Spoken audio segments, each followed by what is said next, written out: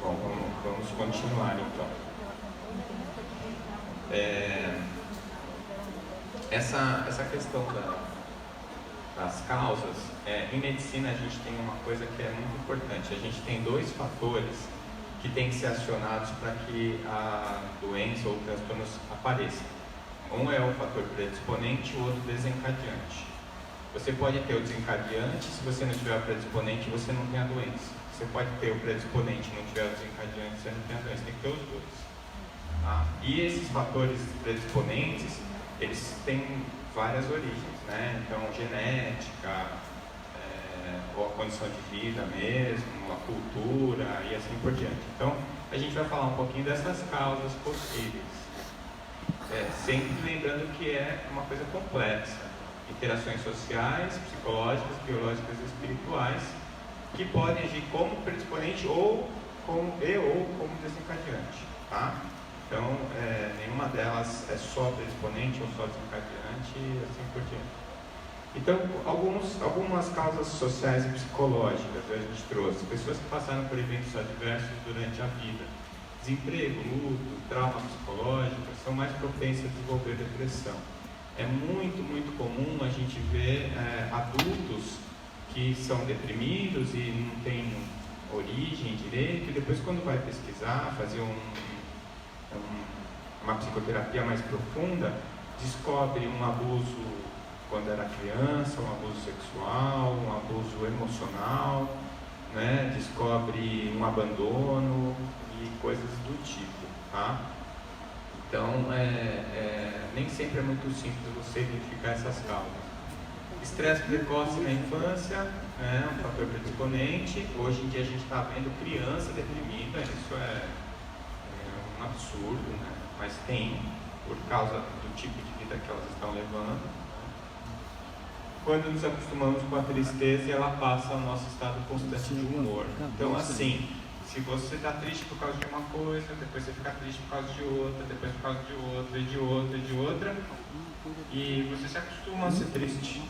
E você acha que isso é normal, né? E aí você entra num estado de MST, abundância de matéria e ausência de espiritualidade deixa um vazio que pode levar as pessoas à depressão. E eu achei bem interessante essa imagem com a frase que diz: o vazio ocupa um espaço imenso. É que nem o silêncio ensurdecedor. Não sei se vocês já ouviram esse silêncio ensurdecedor, né? Você está numa selva e você não ouve nem um grilo cantar, tem alguma coisa errada, né? E na nossa vida às vezes tem essas coisas. As pessoas fazem um silêncio que é ensurdecedor. Você percebe que alguma coisa muito errada para acontecer ou acontecendo e você ainda não se deu conta dela. E isso acontece muito com os jovens que estão com as suas vidas vazias, né? Eles não estão mais ligando para a roupa chique, eles não estão nem aí se tem carro, se não tem. Eles têm tudo que eles precisam materialmente. Se tiver o celular, eles vão vivenciar o celular, né? Porque eles ficam conectados no mundo virtual, naquela ilusão que é um anestésico para a vida. E aí eles acham que é só isso. E um belo dia eles acordam e acham que chega, deu, cansei, né? É o dia que eles vão se suicidar.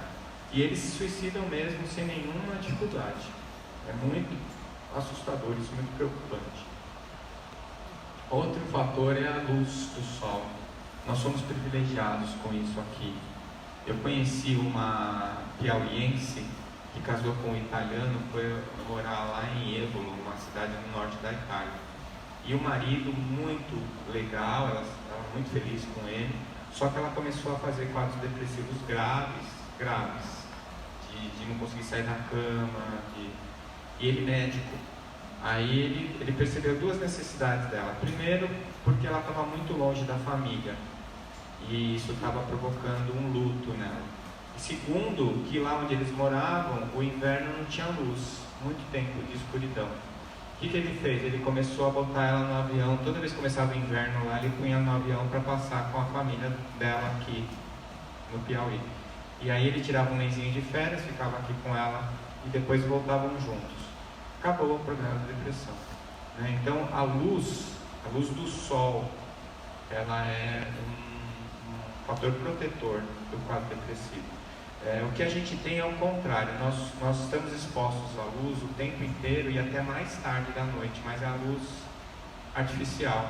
Essa luz artificial, ela provoca uma alteração na produção de melatonina. A melatonina é aquele hormônio que nossa glândula pineal produz. E a melatonina, ela é muito importante para marcar o tempo. Ela a gente chama em fisiologia de Zeitgeber, é um marcador do tempo para o nosso corpo. Então ela diz, é dia, é noite. Ela diz, está na hora do seu cérebro acordar, está na hora do seu cérebro dormir. E se você põe luz, mesmo que não seja luz natural, inibe a produção de melatonina, isso pode alterar os seus ciclos biológicos, produzir um desequilíbrio hormonal e isso acabar gerando um quadro depressivo. Então, uma das coisas que tem sido usadas para a depressão é melatonina. Mas não é que a melatonina é antidepressiva, mas se você marcar o seu tempo com a melatonina, então assim, não adianta você tomar a melatonina e ficar na frente da TV, olhando a TV, esperando o sono chegar, não vai chegar. Você tem que tomar a melatonina, apagar a luz, deitar na cama e ficar quietinho, que aí a melatonina vai avisar seu cérebro, é hora de dormir, vamos desligar a luz. E aí você desliga e dorme. E aí você vai acordar de manhã um sono que te reconstitui, você vai acordar bem disposto, sentindo bem, né? Então, se você for morar lá em Amsterdã, tem muito brasileiro que vai para lá, é uma tristeza, porque eles deprimem todos. Eles têm, no inverno, amanhece 7, 8 horas da manhã, e às 4 horas da tarde tem lua e estrela no céu. É um tempo enorme de noite. E no verão é ao contrário, eles ficam um tempão de dia, amanhece muito mais cedo, anoitece 10 horas da noite está sol. Então isso confunde o nosso ciclo biológico e pode trazer também, ser um fator predisponente para o quadro depressivo. Então se você ou alguém que você conhece está passando por problemas depressivos, meu Deus, vocês moram em Porto Seguro, hein? Não tem nem desculpa. Vai andar na praia de manhã, vai sentir o cheiro do mar. Você sabe que a água do mar é fluido vital puro, né? Molha lá o seu pezinho e agradece a Deus que você está aqui, né? Isso ajuda muito, muito, muito mesmo, tá bom? A genética, a gente já falou, existe uma predisposição biológica ligada a características neuronais de cada um. Uma das coisas que eu vou falar agora para vocês, que é um dos problemas que a gente observa no cérebro deprimido, é a diminuição da produção de serotonina, que é um neurotransmissor. Isso tem características biológicas, genéticas. Então você pode já ter uma tendência, é um fator predisponente, de você ser um produtor, um mau produtor de serotonina. A serotonina, ela vem a partir de um aminoácido essencial chamado triptofano. E ele também produz a melatonina. Né? A serotonina, a melatonina, elas vêm do mesmo aminoácido. E também ele é muito importante na formação dos microtúbulos, que são estruturas do citoplasma das células, que o André Luiz já avisou pra gente há 70 anos atrás, que é por onde o espírito controla as células, através do citoplasma nos microtúbulos. E hoje em dia a gente sabe que isso é verdade, da biologia também fala isso. Não que a mente, né, mas que os microtúbulos controlam a atividade da célula.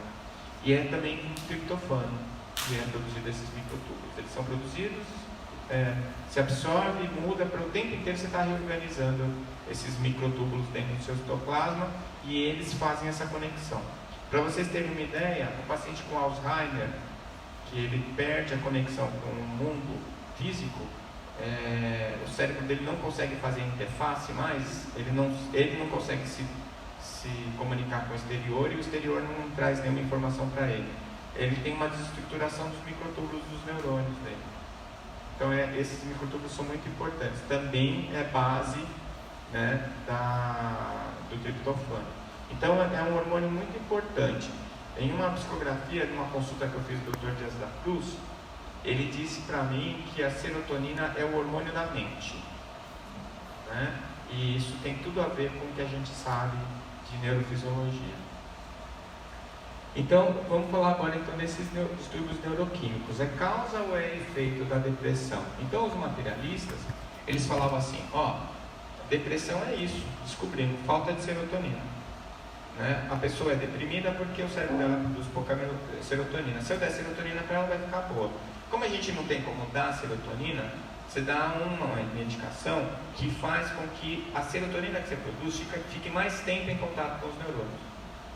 Ela diminui a reabsorção da serotonina. Então, eu produzo serotonina. A serotonina é um neurotransmissor. Ela é produzida por um neurônio para ter ação em outro neurônio. A hora que eu jogo essa serotonina na sinapse, que é o espaço entre os dois neurônios, ela vai agir no outro neurônio. Só que existe uma enzima que destrói a serotonina, para ela não ficar ali repetindo o estímulo. Então, o remédio antidepressivo, ele inibe essa enzima. E a serotonina que é produzida, ela fica mais tempo na sinapse. Então, você não aumenta a quantidade de serotonina, mas você aumenta o tempo que a serotonina vai agir. Deu para entender? Isso aí? Então, isso era considerada a causa da depressão. Só que, na verdade, ela é o efeito. Né? Então, tem esse aforismo, né? essa informação dos psiquiatras que dizem isso. Por bastante tempo se bateu na tecla de que a depressão seria provocada por uma desordem na produção de neurotransmissor, que é como a serotonina, a noradrenalina e a dopamina, que exercem influência sobre o humor, a ansiedade e o estado afetivo. A gente sabe que esses neurotransmissores fazem mesmo isso, mas se achava que essa era a causa. E hoje, né, eles já sabem que não é causa. É um desequilíbrio químico, né, mas que está dentro de um contexto muito mais complexo. Então eu trouxe até o nome da médica, a doutora Juliana, que é uma psiquiatra lá da Universidade Federal de São Paulo, da Unifesp, e que faz pesquisa com depressão. Então é muito claro hoje para os psiquiatras que não é simplesmente um distúrbio neuroquímico. Vai muito além disso. O distúrbio neuroquímico existe, ele é um dos fatores que promovem a continuidade do quadro. Então é aquilo que eu falei. Você não ficou doente por causa do distúrbio neuroquímico, mas você pode ter uma tendência genética a produzir menos serotonina, ou você não tem essa predisposição, mas um quadro se instalou e agora o seu cérebro produz pouca serotonina. Então você vai fazer tratamento espiritual, você faz o tratamento psicoterápico, mas não toma o remédio, o teu cérebro vai te puxar de novo para o quadro. Você precisa tomar um remédio para elevar o nível de serotonina, vai fazer você se sentir melhor. Então é a mesma coisa, você está com uma infecção, você está com febre. O que vai tratar a infecção? O antibiótico. Mas então eu vou tomar um antibiótico e vou deixar a febre pegar firme. A febre está me trazendo mal-estar, eu estou com dor, eu estou me sentindo mal. Não, toma o antipirético, isso vai baixar a febre, melhora o sintoma, enquanto você está tratando a causa. O que a gente vê é assim, ou a pessoa só toma o remédio, ou não quer tomar. Está errado os dois. Se você só toma o remédio, você só está tomando a Novalgina. Vai baixar a febre, mas você vai continuar com a infecção. E se você não tomar o remédio, você vai ter mais dificuldade de sair do quadro. Por quê? Porque está te trazendo um transtorno, está te trazendo um desconforto. E é mais uma coisa para você lidar, além de todas as outras coisas que você já está lidando. Tá? Então a gente não tem que ter medo de tomar o remédio. Eu não sei por que essa dificuldade. Né? Vocês sabem que tem agora um grupo aí que é contra a vacina. E agora nós estamos tendo epidemia de sarampo, tem criança morrendo de sarampo, porque o povo resolveu que não vai dar vacina. Eu não sei, eu acho muito engraçado isso. A obstetrícia evoluiu, agora o pessoal quer ter filho em casa, e aí morre os filhos em casa. Às vezes morre o filho e a mulher. Gente, por que isso? Não é? A gente tem a tecnologia, tem que usar de maneira adequada, mas tem que usar. Não é? A gente aprendeu a farmacologia, tem um monte de remédios que ajudam a gente, por que a gente não usa? Certo? Então, eu acho que tem que ter bom senso, mas para os dois lados. Tanto para não abusar do uso, como para não deixar de usar uma coisa que vai contribuir com você, com a tua saúde, né? Então, no mundo maior, André Luiz fala, no cérebro, porém, inicia-se o império da química espiritual. Veja lá. Ele está dizendo que o espírito tem as suas ações, isso mexe no perispírito, mas na hora que chega no cérebro, a química do cérebro é que vai construir a tua realidade, né? Você não pode esquecer que você está encarnado. Se você está encarnado, tudo que entra e sai, enquanto você está consciente, entra e sai pelo teu cérebro, tá certo? E você vai precisar disso daí. Aí ele fala, os elementos celulares são dificilmente substituíveis. Por quê? A gente sabe que de todos os tecidos do nosso corpo, o tecido nervoso é o que tem mais dificuldade de ser substituído. Por isso que se você tem um derrame, um AVC, você fica com sequela. Porque aquele neurônio que morreu não se recupera.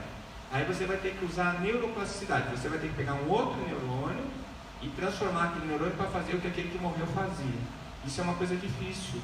É possível, mas é complexo, é difícil. A gente vai falar um pouco mais sobre isso. Então, ele explica por que o sistema nervoso não tem essa mobilidade, não tem essa facilidade. Porque a paisagem delicada e superior é sempre a mesma. E o trabalho da alma precisa de uma fixação e continuidade.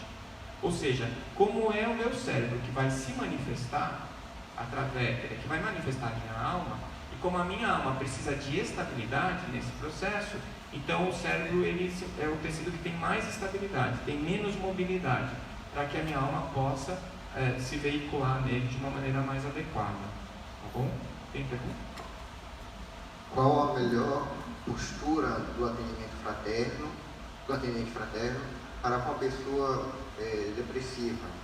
Cobrança e rigorosidade nesses momentos? Eu acho que não, né? É assim, a pessoa chega lá sofrendo, meu Deus, me ajuda por favor, você vai lá e bate na cara, né? Assim, toma vergonha na cara, levanta, vai trabalhar, né? Eu acho que não funciona não. Eu acho que é acolhimento, é ao contrário, é tipo assim, meu irmão, eu sei que isso é ruim pra caramba, eu sei que tá difícil, nós estamos aqui para te ajudar. É isso. Não tira a responsabilidade dele, nem tenta resolver o problema por ele. A gente não consegue fazer isso. Mesmo que você tente, não tem jeito, porque é invasão de livre-arbítrio. Invasão de livre-arbítrio. Não tem como eu mudar você. Eu tenho como sugerir que você mude, você aceitar e você mudar. Então, quando chega o deprimido, é acolhimento. Porque paulada ele já está tomando fora. Não é? O rigor, ele tem que ser na sua conduta. Você tem que ser rigoroso na sua conduta e não pedir rigor na conduta alheia. Esse que é o problema. A gente sempre olha o cisco no olho do outro e não vê a trave no nosso, né? Então, sem se sentir culpado, mas sempre fazendo a tua avaliação e não julgar o outro. Então, uma coisa que eu faço muito como médico é isso, eu evito julgar o outro. Né? Por exemplo, como eu sou gastroenterologista, às vezes chega alcoólatra. Né? Ah, vou julgar o alcoólatra, sem vergonha, bebe. Não é sem vergonha, é doença. E é uma doença tão grande, tão grave, que ela substitui a identidade dele. Não sei se vocês já repararam. Você tem pneumonia, você tem câncer, você é alcoólatra. Você é alcoólatra, substituiu a tua identidade, você não é mais você é o alcoólatra. Sabe? Quando a doença ela ocupa tanto espaço que você perde a identidade, são os casos mais graves. E a gente tem uma tendência a rejeitar essas pessoas, ou a falar que elas são preguiçosas, ou que elas são vagabundas, ou que elas... Não é esse o caminho. Tá? Não é esse o caminho. A mesma coisa acontece com a drogadição, né? A mesma coisa acontece com todas as doenças provocadas por vícios. Pacientes difíceis para se adaptarem à medicação. Os medicamentos não fazem o efeito esperado. Qual a sua opinião referente ao teste farmacogenético? Então, não tenho, assim, não tem como dizer sobre isso. Ainda é experimental, a gente não tem na prática clínica, é muito difícil. Mas se você está tomando o remédio e não está funcionando, tem que ver o resto, porque o remédio é um detalhe, é uma parte do tratamento. Será que você está só tomando remédio? Mas você está fazendo psicoterapia? Você está tomando sol? Você está fazendo exercício físico? Você está procurando se relacionar melhor com as pessoas? Não é? Ou você só está tomando remédio esperando sentado, com a boca aberta, para a sua vida melhorar? Não vai melhorar, né? E o remédio, tem vários remédios. Ah, é tudo igual? Não é tudo igual. Então você tem que procurar alguém que faça. Às vezes você faz um teste com um remédio, você usa o remédio, volta e fala assim, eu odeio quando o paciente fala assim, doutor, o seu remédio não funcionou. Não é o meu remédio, né? Pode não ter funcionado o remédio que eu te prescrevi, mas não é o meu remédio. O remédio, para começar, não é nem seu, nem meu, mas é um remédio para você, não tem nada a ver com isso. Tá, vamos trocar o remédio, vamos tentar outro, vamos ver se tem alguma coisa que funciona para um. A única coisa que a gente é igual é que nós somos todos diferentes. Então, o mesmo remédio que salva um paciente mata o outro. É assim. Como é que eu vou saber? Vou saber depois que eu usar o remédio. Não é? Não tem jeito. Então, você usa aquilo que é testado, que tem baixo risco, mas se vai funcionar ou não, eu só vou saber depois que a gente começar o tratamento. Eu recomendo para essa pessoa que procure ver, fazer uma autoavaliação se não tem outras coisas que deveria estar fazendo e não está. Não se apoie exclusivamente no remédio. O remédio é um detalhe do tratamento. Qual a relação entre a perturbação espiritual e a depressão? Então, tem uma relação forte, né? Eu acho até que a gente vai passar por isso, mas assim, às vezes você tem o predisponente, o fator predisponente genético, ou socialmente tem alguma coisa acontecendo na sua vida que não está legal, você não está feliz no emprego que você está, ou você está fazendo uma faculdade e você não tem certeza se é aquilo que você quer, então você está vulnerável, e aí vem uma obsessão. Você abre uma janela e encosta lá um outro espírito que começa a te jogar para baixo. Tá vendo? Sua vida é uma droga mesmo, olha, não tem jeito, você vai ver que não vai dar certo. E aí ele funciona como fator desencadeante. Entendeu? Por isso que eu falo, quando cada coisa é o quê? Né? Qual é a importância do fator espiritual? Qual é a importância do fator genético? Qual é a importância do fator social? Qual é a importância do fator psicológico? Não dá para saber com certeza. Então o que você tem que fazer? Tem que tratar todas as dimensões. Não adianta só tomar um remédio, não adianta só fazer psicoterapia, não adianta só ir no centro espírita. Você tem que fazer tudo. Tem que fazer tudo. Então a depressão é um assunto que é muito falado no espiritismo. Por quê? Porque o espiritismo pode contribuir muito com a depressão. Isso é verdade. Mas não é só isso. Então, às vezes a gente fala e as pessoas acham que o melhor lugar para tratar a depressão é no centro espírita. Também. Mas se você não for no psiquiatra, se não for na psicóloga, não vai resolver. Ou resolve, mas com muito mais dificuldade. Se eu falo para você, olha, você tem que sair daqui, você vai para a Europa. Eu estou te pagando a passagem. Você quer o quê? Você quer econômica, executiva ou primeira classe? O que é que vocês vão escolher? Eu falo assim, eu vou pagar, tanto faz, pode escolher o que você quiser. Você vai de quê? Primeira classe. A não ser que você tenha um chicotinho, eu me odeio, quero ir eu vou na econômica. E vai lá na econômica, todo feliz que está sofrendo, estou sofrendo, que delícia. Isso se chama masoquismo. Não é bom. Então, se você tem que atravessar um mar turbulento, se isso vai ser difícil, você vai precisar de muita energia para remar. Não é? Se eu estou te oferecendo um barco que é mais estável, por que você vai no menos estável? Você vai aumentar a chance de você fracassar. Então use todos os recursos que estão disponíveis. Né? É a melhor solução. Rapidamente, alguém perdeu um óculos, está aqui com a gente, na secretaria, ok? Ou está dormindo, não precisa do óculos, está na hora de voltar no oftalmo. Então, o André está chamando a atenção para a gente dessa questão do cérebro, né? E ele fala mais, ainda no mundo maior. O órgão de expressão mental, contudo, reclama personalidades químicas de tipo sublimado, por alimentar-se de experiências que devem ser registradas, arquivadas e lembradas sempre que oportuno ou necessário. Ou seja, o que ele está falando aqui, que essas substâncias químicas, que são os neurotransmissores e os neuromoduladores, elas vão imprimir no teu cérebro. O seu cérebro é um computador. Então, quando você está usando o seu computador, você não salva dados, você não vai na lista para achar o que você salvou, né? Nunca aconteceu isso com você, de você não achar a pasta? Fica desesperado, você acha que você perdeu o negócio, você colocou num lugar que não tinha nada a ver?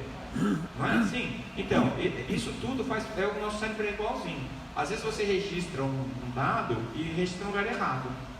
E depois você não consegue lembrar daquilo lá. E na hora que a coisa aperta, aí vem. Né? Então, tudo isso quem faz é a neuroquímica.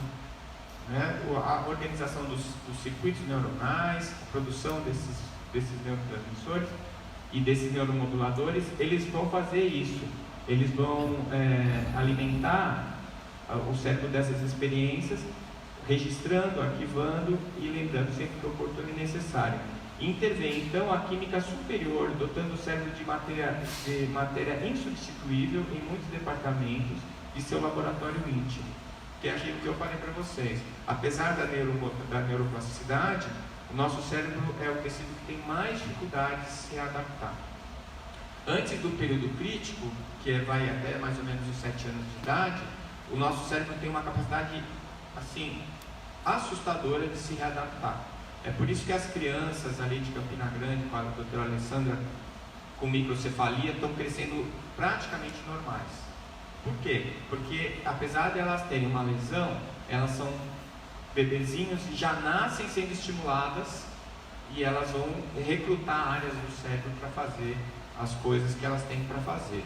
Então, tem um caso famoso nos Estados Unidos de uma paciente já formada, trabalhando com filhos. Ela sofreu um acidente de carro, bateu a cabeça, para não fazer uma ressonância, ela só tinha metade do cérebro, a outra metade ela não tinha, nasceu sem. E era uma pessoa normal, né? Por quê? Porque ela nasceu sem, foi estimulada para fazer, e o lado direito fazia tudo que o direito e o esquerdo faziam. É claro que ela tinha algumas particularidades, depois eles foram estudar, né? Mas é possível. Por que isso não acontece quando você sofre um AVC? Porque você já passou do período crítico, seu cérebro se estabilizou, e qualquer mudança mais radical é complexa, é difícil. Então, eu quero falar um pouquinho para vocês desse sistema neuronal de recompensa, que tem tudo a ver com a percepção de prazer, né? Que é um dos fatores importantes na depressão, a adonia, a falta de prazer. Então, a gente tem, o nosso sistema neuronal de prazer, ele tem dois modos. O primeiro é o excitatório, é chamado prazer apetitivo, que é o quê? É aquilo que a gente quer, né? Que a gente deseja. Então, por exemplo, vou falar de novo do bacalhau. Eu estou sabendo que eu vou para Portugal, ou então que eu venho para Porto Seguro de novo. Eles me prometeram bacalhau na próxima vez. Aí eu já venho pensando, puxa, eu vou comer bacalhau. Nossa, mas eu gosto tanto de bacalhau. Aquele dia que eu comi lá, que aconteceu isso, tal, não sei o quê. Eu vou ficando animadinho com o bacalhau. Isso daí é o prazer apetitivo ou excitatório. Eu vou me preparando para ter o prazer de experimentar aquilo ali, tá? Aí eu desejo, eu vou imaginar como aquilo vai ser. Aqui é um problema às vezes, porque a imaginação do que vai ser gera uma expectativa, e a expectativa é uma realidade construída por você, não tem nada a ver com o resto. A pior coisa que você pode fazer é gerar expectativa em relação ao outro, né? Mulher romântica, eu vou encontrar o meu príncipe encantado. Não vai, filho, não existe príncipe encantado. Ah, mas eu vou esperar alguém que vai me fazer feliz. Não vai, não tem ninguém para te fazer feliz.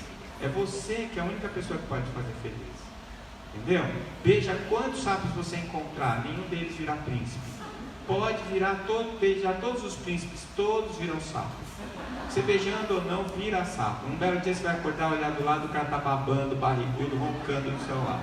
Virou sapo. É porque nós somos todos sapos, não tem príncipe encantado. Então, quando você gera a expectativa, o que acontece? Depois da expectativa vem a decepção. Depois da decepção vem a raiva.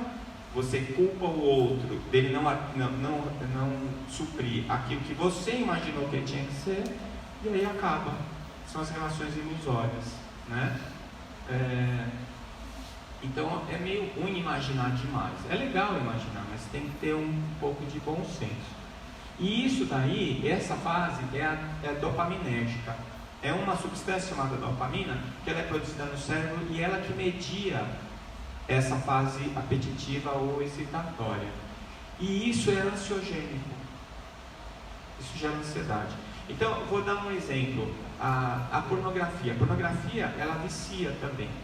Então, ela é assim. O menino vai... Eu acho engraçado, quando eu era adolescente, a gente comprava Playboy, a gente juntava um grupo de 5, 10 moleques, e aí para juntar o dinheiro, para dar para o mais velho ir lá comprar Playboy, para ver o peito da Sandra Breia. Olha como eu sou velho. A Sandra Breia já está até morta, tadinha. E era assim, vinha com um saco plástico, a revista, e com a cara da Sandra Breia rindo na capa, e um papelão em cima para cobrir o corpo dela.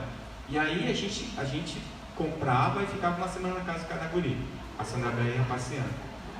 E era assim, você abria e ia olhar, e olhava o peito da Sandra Breia, meu Deus, só, não via mais nada, não tinha mais nada. Né? E a gente ficava imaginando o resto da Sandra Breia. Né? Isso daí é excitatória, dopaminérgica. Tá? Só que a gente não ficava com a Sandra Breia. Aliás, a gente nem sexo fazia. Tinha 14, 15 anos. Então não acontecia nada. Aí, bom, o que acontecia? Você ficava ansioso, agitado. Mas era só o peito da Sandra Breia, entendeu? Agora não. Agora o guri abre no celular, ele vê tudo do possível e do impossível. Né? Ele pode ver bizarrice, ele pode ver o que ele quiser. Sexo explícito, super explícito. Aí, o que acontece? Antes, bom, depois liberaram a parte de baixo, né, na Playboy. Mas antes, quando não podia nem mostrar o peito, o que tinha? O tornozelo. Você sabe dessa história? Na Idade Média, as mulheres cobriam o tornozelo. Se uma mulher dobrasse a perna e a perna, não sei se naquela saia enorme que elas usavam, desse para ver o tornozelo, os caras ficavam loucos. Porque viu o tornozelo nu da dama. Então olha como nós evoluímos, do tornozelo nu a tudo nu. Você assiste um desfile de escola de samba, agora eles estão maneirando, né? Mas dava para ver até o colo do útero da rainha da bateria. Entende? Então, o que é que sobra para você imaginar, para você fantasiar? O que é que sobra? Nada. E aí, o que acontece? O guri entra, vê pornografia. Aí o nível de dopamina dele vem até aqui. Aí ele vai lá, se masturba e fica nisso, ansioso. Aí no outro dia ele vai assistir, aquilo já não serve mais. Não resolveu. Ele precisa aumentar o nível de dopamina. Então ele precisa de alguma coisa mais agressiva, mais radical. E aí ele vai lá, assiste aquilo e aumenta a dopamina, mas não baixa depois, porque ele não consome aquilo. Ele não vai comer o bacalhau. Entendeu? Ele não vai sentir o gosto, ele não vai sentir o prazer de, oxa, que delícia esse bacalhau. Ele não chega na segunda parte do prazer. Então isso vai gerando ansiedade, até que chega um momento que, mesmo que ele consiga um sexo real, a parceira dele não é igual àquelas milhões de mulheres que ele viu nos vídeos.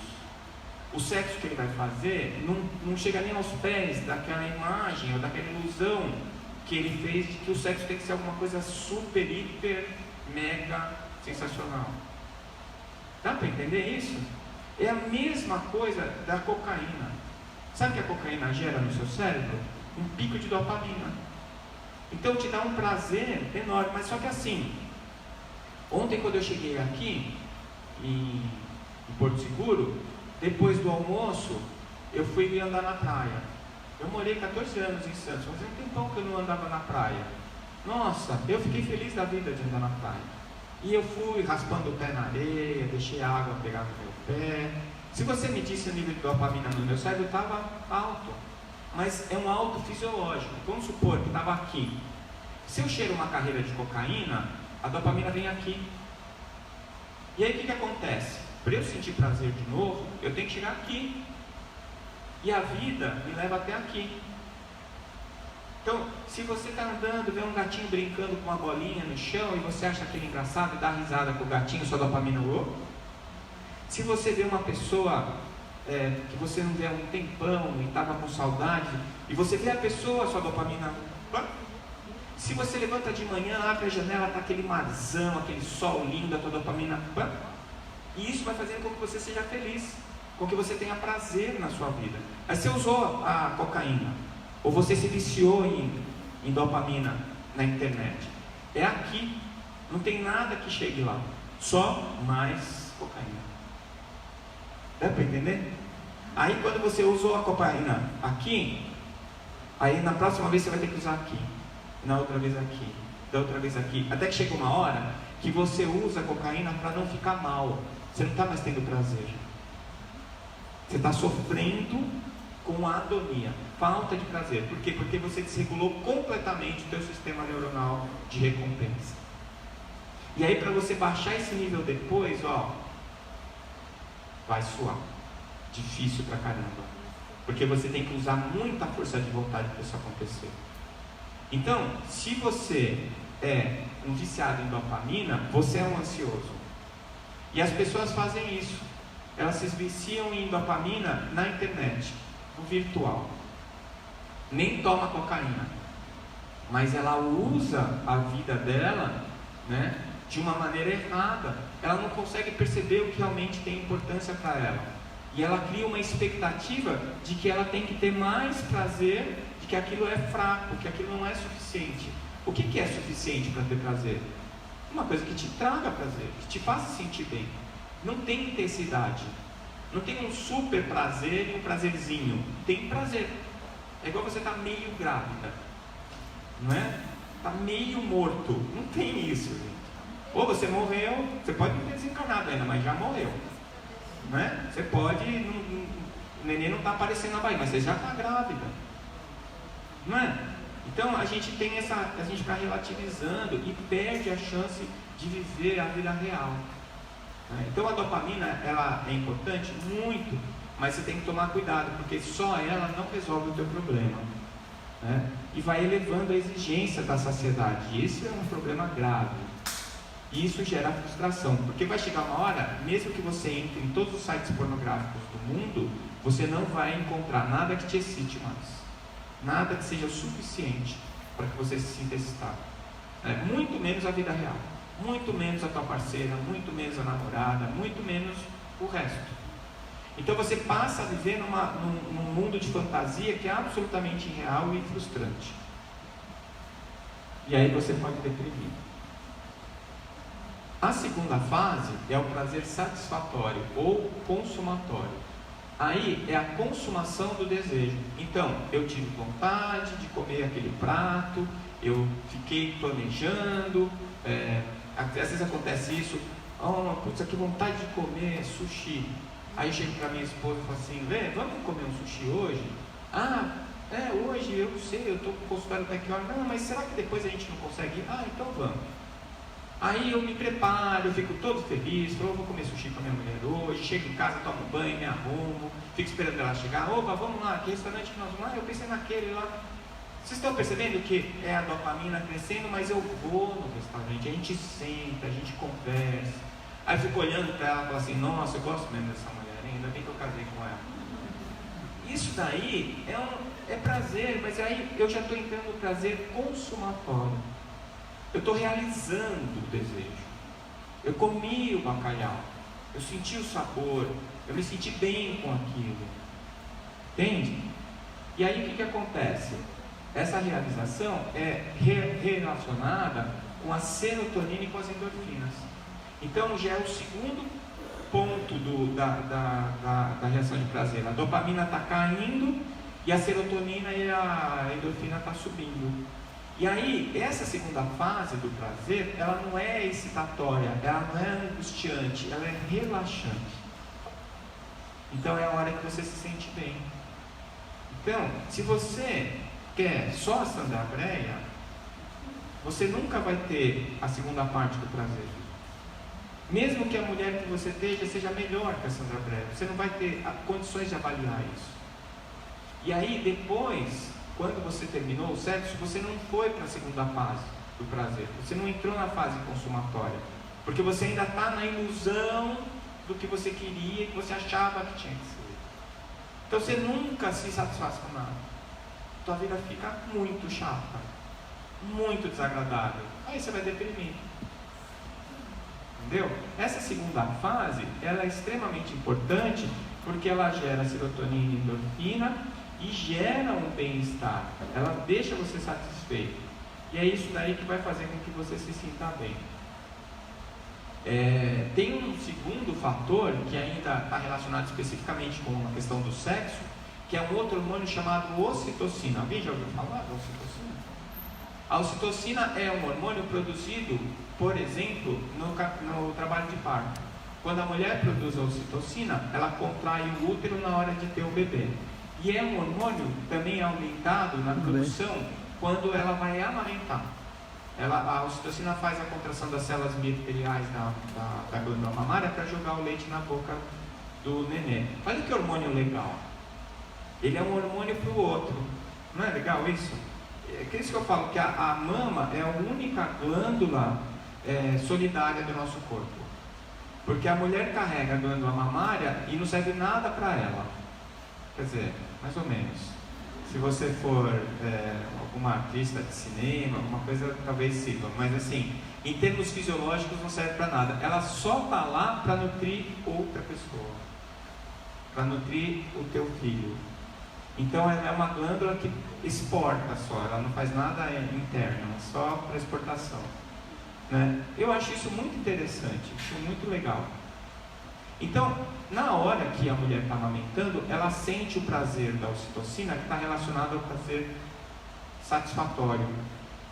Na hora que ela tem a contração para a ejeção do leite, isso acontece. E o homem produz ocitocina também. E alguns estudos mostraram que durante o após o sexo, se o homem ficar do lado da parceira depois do sexo, e ele tiver essa sensação de relaxamento, e ele ficar com ela ou pernoite, ele produz ocitocina também. Né? É por isso que os homens fogem depois do sexo, porque a ocitocina é o hormônio do vínculo. Os animais que são monogâmicos são grandes produtores de ocitocina. Por exemplo, as araras, lá na terra que eu estou morando tem muita arara. Elas andam, elas formam um casal, vai até o final da vida, o casal. Quando morre um, o outro adoece e morre também. Eles são monogâmicos. Quando você vê 3 ou 4 é filho, eles têm família. E são grandes produtores de ocitocina. Né? O João de Barro também é um grande produtor de ocitocina. E outro grande produtor de ocitocina somos nós, seres humanos. Né? Então ele bate em retirada porque ele é imaturo emocionalmente, ele não quer o vínculo. E outra hora que o homem produz muita ocitocina quando nasce o filho. Então se ele fica para assistir o filho ou a filha, ele produz ocitocina. E a ocitocina cria vínculo dele com a esposa e dele com o filho, dele com a prole. É bioquímico. Aí os materialistas já falam, viu, é só dar ocitocina que funciona. Não. É um efeito biológico, mas ele expressa uma questão emocional, uma questão uma questão espiritual. Tá certo? Então a ocitocina também produz prazer, também produz esse vínculo. Né? Aí aqui a gente estava falando dos vícios e dos hábitos. Né? O desaprendizado é um apagador para abrir espaço para novos comportamentos, em substituição dos anteriores. Então, por que é tão difícil eu parar de fumar? Por que é tão difícil eu parar de beber? Por que é tão difícil eu sair desse padrão de tristeza que a depressão me impôs? Porque o meu cérebro, ele cria uma estrutura para eu viver essa tristeza. Ele cria uma estrutura para eu sentir o prazer dopaminérgico. Ele se acostuma com isso, ele se adapta a isso. Aí, para eu sair disso, o que eu preciso fazer? Eu preciso resetar o meu cérebro, reconfigurar ele. Eu preciso mudar a produção de neurotransmissor, preciso mudar algumas sinapses, trocar alguns circuitos neuronais. E isso é muito difícil de fazer. Os neurocientistas estão estudando as melhores maneiras de fazer isso. Mas não é simples, não é fácil de fazer. É muito mais difícil do que aprender. Então, olha que interessante.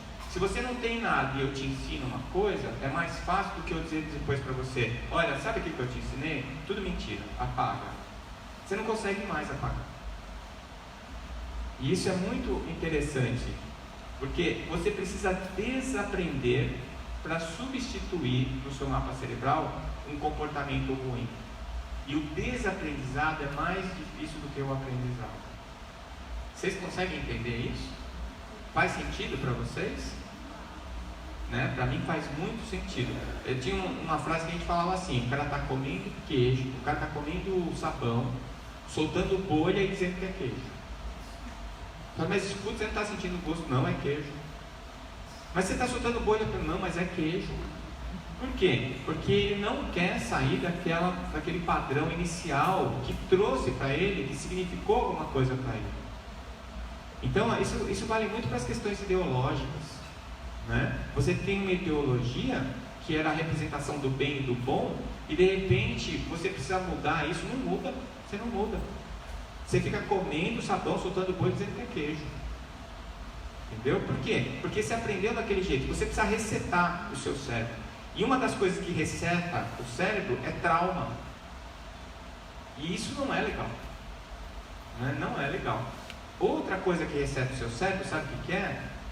Amor, paixão, né? Todo mundo aqui já esteve apaixonado?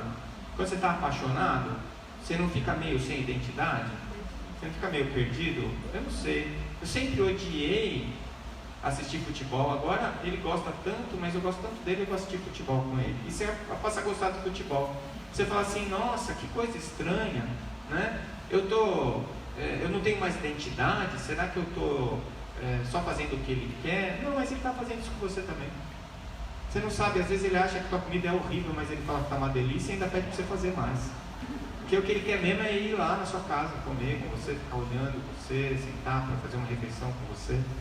Isso daí é uma das maneiras de resetar. Então você pode até não gostar de futebol e passar a gostar. Por quê? Porque você resetou seu cérebro para pôr coisas novas lá. Né? A paixão faz muito isso, o amor faz muito isso, o filho faz isso. Né? O filho muda a tua vida, vira tudo do avesso. E você ainda acha bom, você acha legal, não é? Então, esse desaprendizado é fundamental e a gente precisa aprender a fazer isso. Então, uma vez que o cérebro esteja configurado, é muito difícil reconfigurar, resetar esses padrões anteriores. O Mark Twain, que é um escritor americano, ele tem duas frases que eu acho sensacionais. Né? A gente não se liberta de um hábito atirando pela janela, é preciso fazê-lo descer a escada degrau por degrau. Então, você quer se livrar da tua compulsão alimentar? Você quer se livrar do teu vício alimentar, ou vício de cigarro, ou você quer, sei lá, qualquer coisa que esteja te incomodando? Não adianta você querer resolver isso numa martelada só, né? Eu vou lá no cirurgião, ele vai fazer uma bariátrica e eu vou resolver. Não vai resolver. Você vai continuar com a compulsão. Como disse o Mark Twain, você tem que fazer ela descer degrau a degrau. Você tem que ir se transformando, né? E outra frase dele muito interessante é essa: é mais fácil enganar as pessoas do que convencê-las que elas forem enganadas, né? E isso daí é uma coisa muito forte que a gente tem que parar para pensar. E aí, quais são as opções de reconfiguração do cérebro? Como eu disse, relações amorosas, né? Por quê? Porque a relação amorosa faz uma solicitação constante de modificações, que é bem o que acontece quando nasce o filho, né? Para começar, você já não dorme mais à noite, né? Aí tem que ficar levantando à noite para ajudar. Antigamente, isso não mudava muito o homem, porque o homem passava ao largo, né? A mulher que engravida, a mulher que tem filho, a mulher que tem que dar de mamar, e ele vai e dorme, não está nem aí. Ele sai para trabalhar, volta, dorme. Hoje em dia mudou isso. Ontem estava uma reportagem na Globo falando sobre isso, né?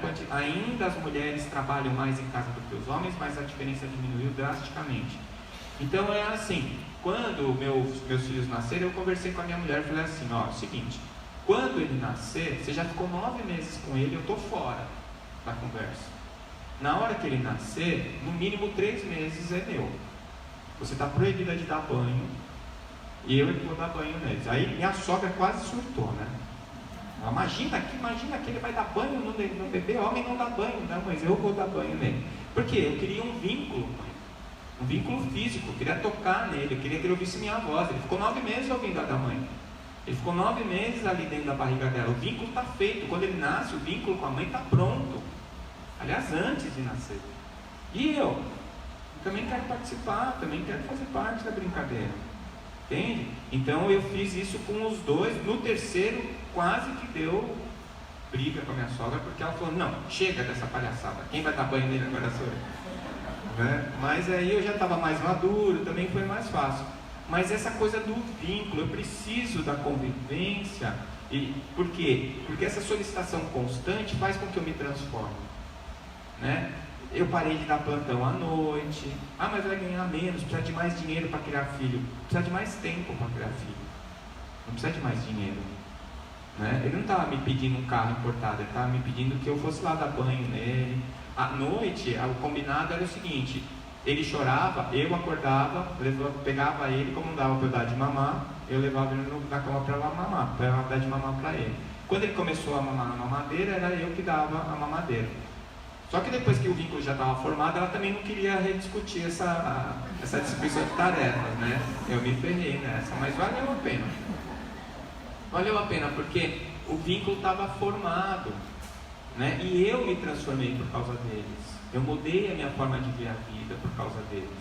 Então eu resetei o meu cérebro 3 vezes, olha só. Já resetei o meu cérebro 3 vezes. Agora estou esperando os netos que resetam também, né? Resetam. Só que é mais prazeroso, né? Você não precisa, como diz a minha mãe, as 2 alegrias enquanto os meus netos chegam e quando eles vão embora. São as 2 maiores alegrias da minha vida. Né? E isso pode dar a impressão, apaixonar significa perder a identidade. A gente falou sobre isso já, né? Então, algo tão radical como resetar o cérebro pode causar receio, tendência à fuga, né? Então, é isso. Por que a gente tem tanto medo de ser feliz? Né? Eu não sei, muita gente aqui vai se identificar com isso, mas tem gente que é assim: eu maltrato a pessoa porque eu gosto dela. Ué, não estou entendendo. É porque ela vai me decepcionar e é melhor eu manter a distância. Meu, isso não existe. Isso é uma burrice. Você sofre antes, faz o outro sofrer, e se ele se decepcionar, você vai sofrer do mesmo jeito. Você vai falar assim: tá vendo? Eu falei? Eu não disse? Tá, parabéns. Quer dizer, ela te decepcionou porque você maltratou ela a vida inteira. Não é? Então é assim: a gente não pode ter medo da vida, a gente não pode ter medo de ser feliz, a gente não pode ter medo de se abrir, de se relacionar com as pessoas. Ah, mas e se a pessoa se ela te decepcionar, azar. Parte para outra, o problema é dela, não é seu. Para de depositar a tua vida no outro. A tua vida é você que decide, a tua vida é você que resolve as tuas coisas, não é o outro, certo? E isso é um problema, a gente terceiriza tudo, tá? Pode falar.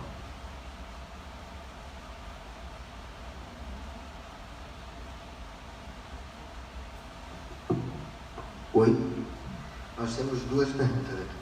A primeira diz respeito à questão de padres religiosos como um todo, que tem uma forte ligação com a divindade, e apresentarem o padre depressivo, como ficou conhecido, como veio à tona aí, padres famosos, padres pastores religiosos como todo. Qual a explicação, já que existe essa ligação espiritual? Então, eu não sei se eu tenho a explicação, mas o que eu vejo é assim: as pessoas indignadas. Imagina o padre Marcelo deprimido. Por que não? Um homem sensível, um homem conectado com o mundo, um homem que sofre as misérias humanas mais do que a média. Por que não? Entende? Isso para mim não é fraqueza de caráter, ao contrário.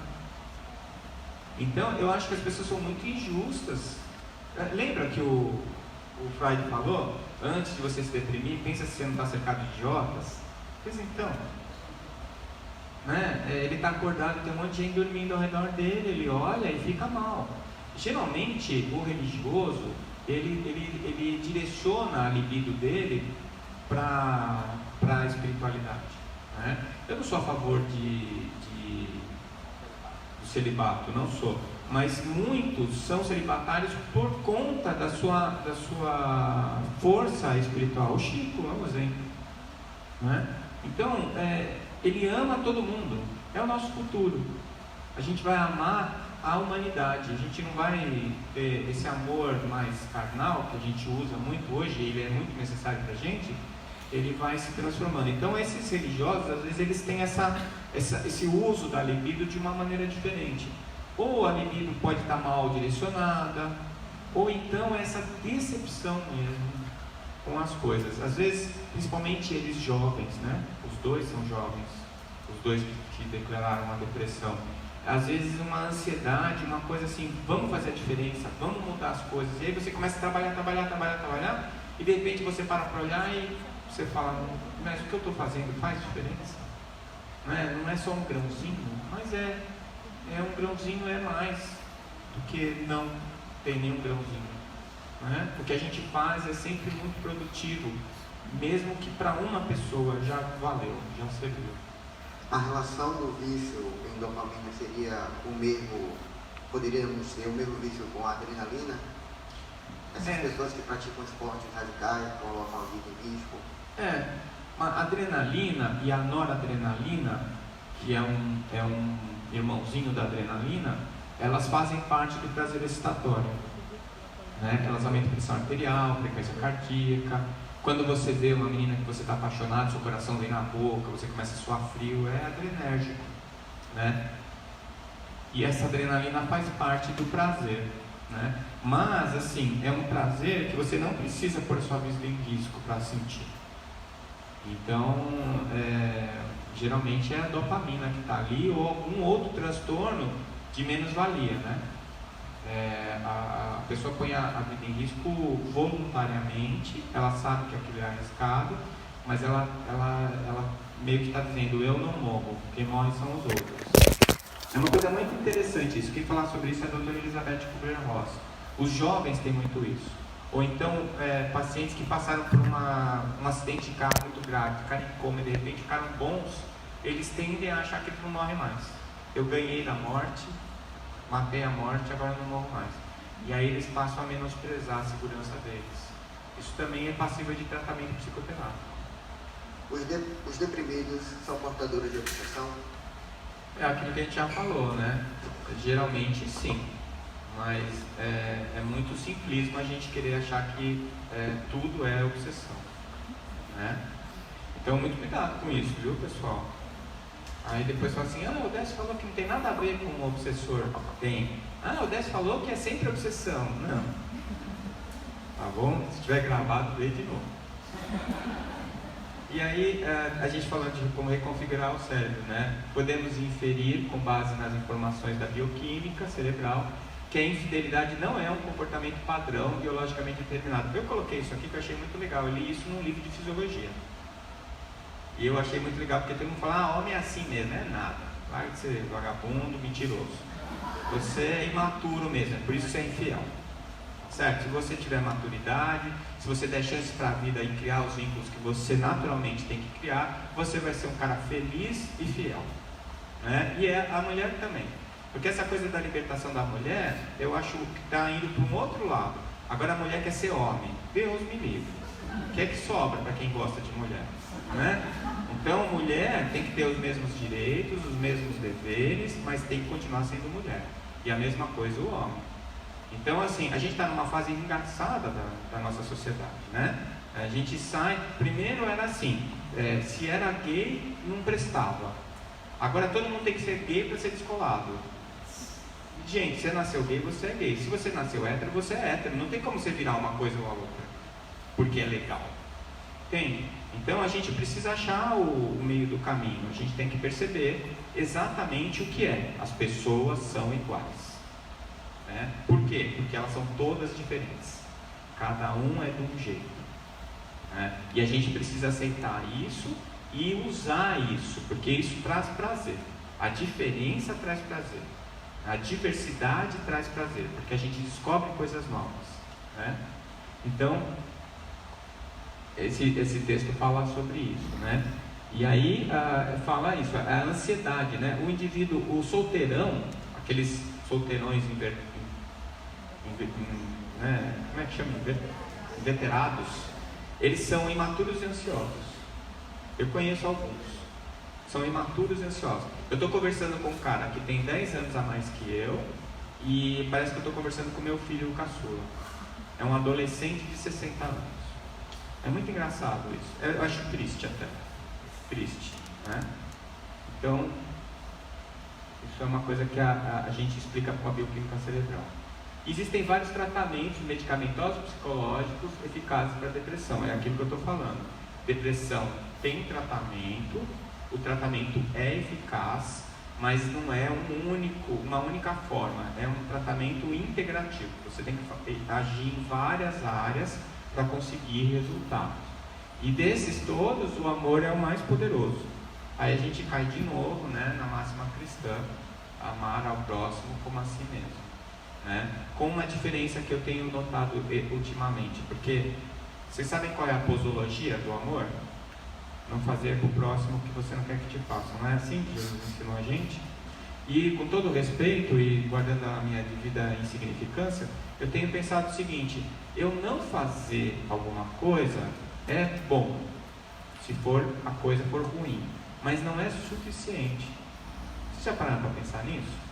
É a tal da virtude negativa, não é? Aí você vê alguém batendo no outro, você fala assim: não vou me meter, não vou ficar neutro. Uai, você não fez, o que você deixou de fazer é negativo. Então, eu acho que o amor, ele tem que ser proativo. Para ele funcionar como remédio para nossas vidas, ele tem que ser proativo. Então, eu diria assim: não fazer para o próximo o que você não gostaria que te fizessem, mas fazer para o próximo o que você gostaria que te fizesse. O outro não precisa te pedir. Então, voltando ao Fraternidade Sem Fronteiras, o Wagner teve um sonho, pegou um avião, foi para Moçambique e foi lá, e ninguém nunca tinha pedido para ele ir lá, e ele mudou a vida de 18 mil crianças. Dizendo, quem pediu para ele ir lá? Ninguém. Ele pediu para alguém ir lá ajudar ele? Não. Mas as pessoas foram vendo o que ele estava fazendo e foram se engajando. Por quê? Porque elas percebem que fazer o bem te faz bem. E isso é que te importa. Você não está mais preocupado em recompensa, reconhecimento. Aí, sabe o que acontece? A palavra ingratidão desaparece do teu dicionário. Ninguém vai ser ingrato com você. Porque você não está nem aí se ela reconheceu ou não o que você fez por ela. Você não fez por ela, você fez por você. Isso daí eu digo que é o bom humor de Deus. É uma pegadinha de Deus, né? Você querendo se dar bem, você acaba percebendo que você só vai ser feliz se você fizer o outro feliz. Você precisa do outro não é para te fazer feliz, você precisa do outro para você fazer ele feliz. Pegadinha. O egoísmo gerando o altruísmo, né? Ele sabe bem quem ele criou, né? A gente está buscando sempre o nosso bem-estar e a gente vai descobrir que é fazendo para o outro que a gente vai ser feliz. Então, se você está fazendo alguma coisa para alguém e pensando assim, mas um dia ele vai me pagar, um dia ele vai me recompensar, um dia... A gente faz isso com um filho, uma injustiça. Ele não pediu para você fazer nada por ele. E enquanto você está fazendo, não está sendo prazeroso para você, o problema é teu, não é dele. E se depois ele não quiser ser aquilo que você sonhou que ele devia ser, o problema não é dele, é teu. Porque você gerou expectativa em cima dele. Você quer que ele seja uma pessoa que você imaginou para ele ser, e não o que ele é de verdade. Então você está tolhindo a liberdade dele, e você está criando uma falsa realidade para você, que faz com que você se decepcione. Então, deixa ele ser quem ele é. Deixa chegar a ocitocina, deixa chegar a endorfina, deixa chegar a serotonina, porque elas vêm naturalmente. É só você deixar isso acontecer. E é para isso que nós estamos encarnando, para aprender isso aí. Para aprender a amar incondicionalmente. O que é amor incondicional? Amor sem condição. Eu não coloco nenhuma condição. Eu te amo porque eu te amo, ponto final. Você não precisa fazer nada para eu te amar. Você não precisa ser ninguém diferente do que você é para eu te amar. Você não precisa me dar nada para eu te amar. Você só precisa estar lá para eu poder te amar. E isso vai fazer com que eu reconfigure meu cérebro, vai fazer com que eu melhore meu sistema de recompensa, vai fazer com que eu seja mais feliz, vai fazer com que eu saia do quadro depressivo. Parece fácil, não é? Mas isso demanda uma energia de dentro de você que se chama vontade. E vontade, apesar de ser a única coisa que a gente pode oferecer para as pessoas, nem sempre está disponível. Mas é isso que a gente tem. Quando eu faço a minha prece, eu sempre digo assim: eu não tenho nada para oferecer. Eu não tenho nada que eu possa dizer que eu sou muito bom para fazer.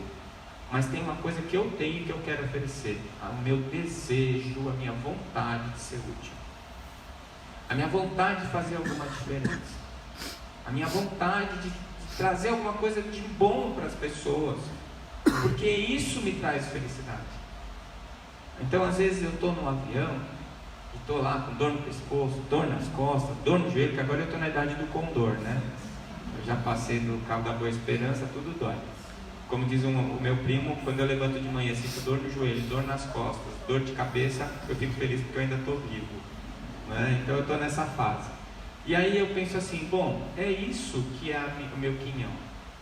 Esse é o meu sacrifício, porque vim aqui encontrar vocês, poder falar, poder interagir, poder discutir as nossas dificuldades, isso é prazer, não é tarefa.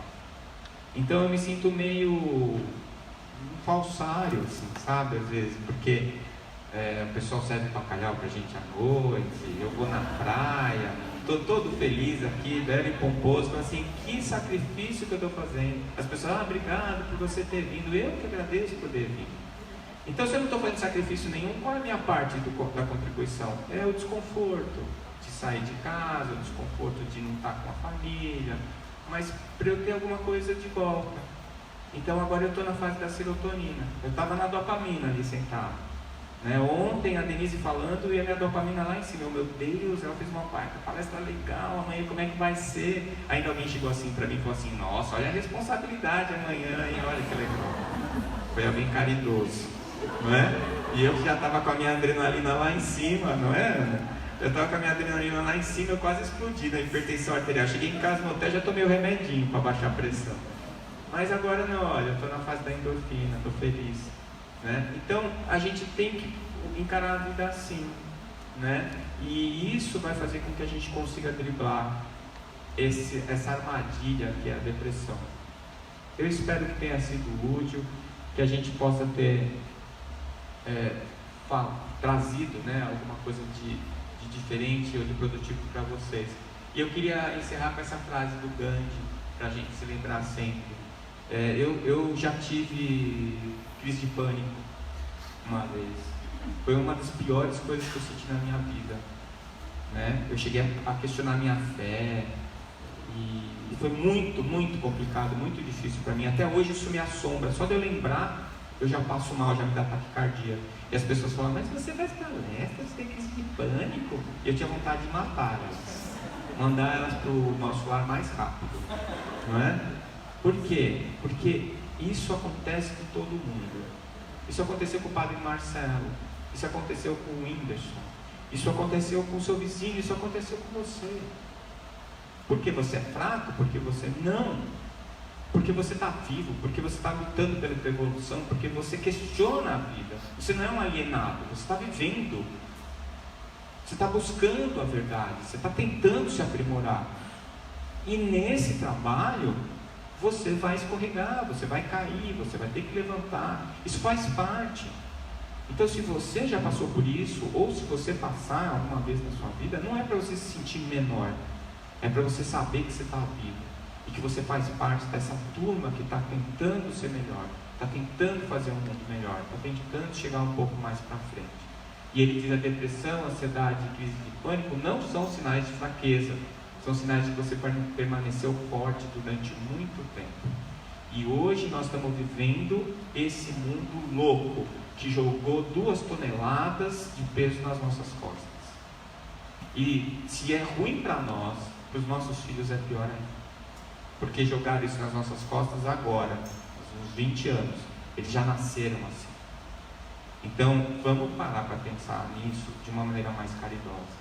Vamos olhar para o nosso próximo e para nós mesmos, quando a gente estiver sofrendo, com um pouquinho mais de caridade. Não é para você ficar, é assim mesmo, Deus falou que é assim mesmo, então eu vou sofrer aqui no meu canto e está tudo bem. Não. É que é o seguinte, você não tem que enfrentar, você tem que superar. Você sabe a diferença? Vamos supor que você está andando num caminho e tem uma pedra de 5 toneladas no caminho. Eu vou encarar a pedra, eu vou enfrentar a pedra, eu sou valente. Aí eu dou soco na pedra, tento empurrar a pedra. O que vai acontecer? Vou machucar minha mão, vou ficar frustrado e a pedra vai continuar no mesmo caminho. Isso é enfrentar. Mas eu não tenho que enfrentar, eu tenho que superar. Como é que eu supero? Vamos pular a pedra?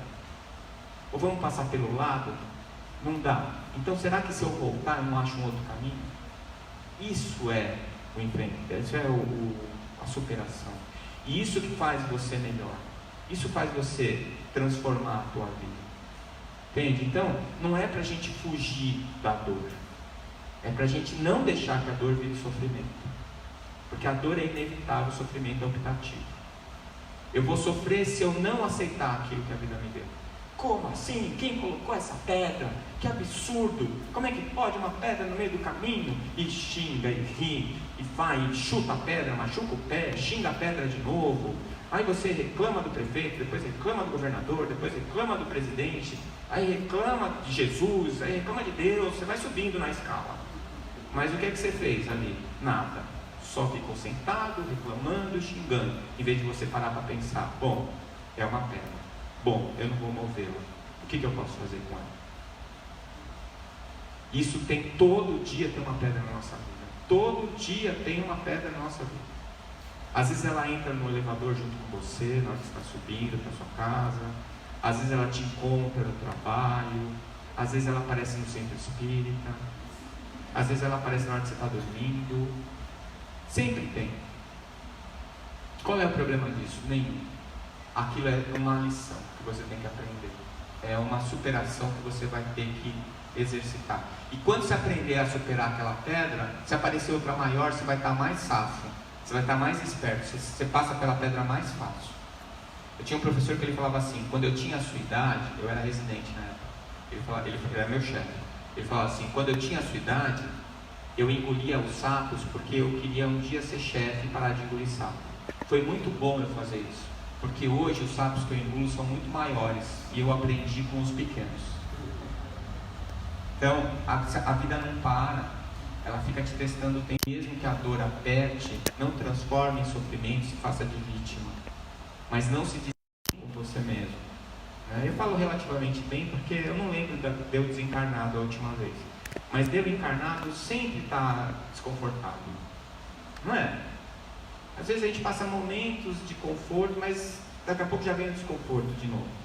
Ontem à noite eu tive que dormir com aquele bando de bacalhau que eu comi, não é? E eu fiquei pensando que devia ter comido menos, não é? Então faz parte, é assim, a gente oscila, não tem jeito, né? Mas o importante é você estar consciente de que é com você que está a bola, é você que vai fazer o trabalho. Eu espero ter ajudado, eu espero ter sido útil e queria muito agradecer o Porto da Paz, agradecer vocês que vieram às vezes muito de longe para poder ouvir a gente e ajudar a pagar minha prestação lá no nosso lar com os meus bônus lá. Obrigado.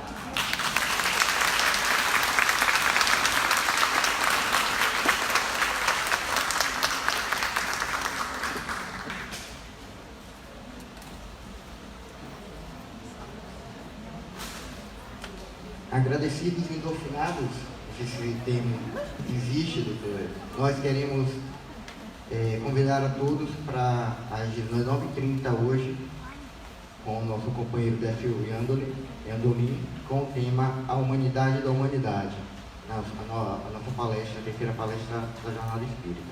E às 14 horas aqui, com o tema Adultos e Jovens no Mundo em Transição, com a nossa querida Denise Lino, que nos apresentou na noite de ontem.